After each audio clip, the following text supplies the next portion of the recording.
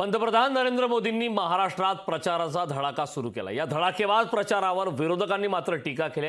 मोदी जिथं जातील तिथं पराभव होईल असा दावा विरोधक करतात। तिसऱ्यांदा जिंकण्यासाठी मोदी प्रचार सभा घेतायत, त्यात वावगं काय असं सत्ताधारी म्हणू लागले।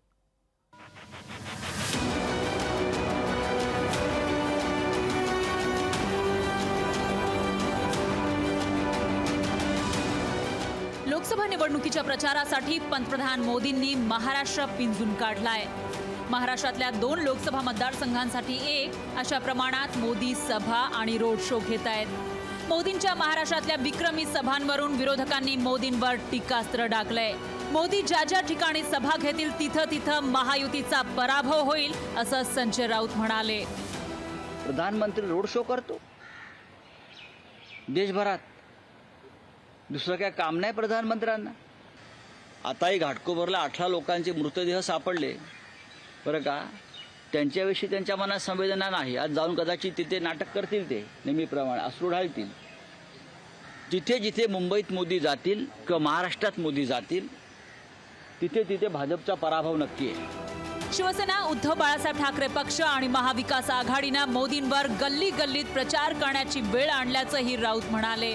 मोदींना गल्ली गल्लीत प्रचार करावा लागतो, यातच विरोधकांचं यश आहे असं राऊत म्हणाले। शिवसेनेनं किंबहुना महाविकास आघाडीनं देशाच्या प्रधानमंत्र्यांना रस्त्यावर आणलेलं आहे। गली गली,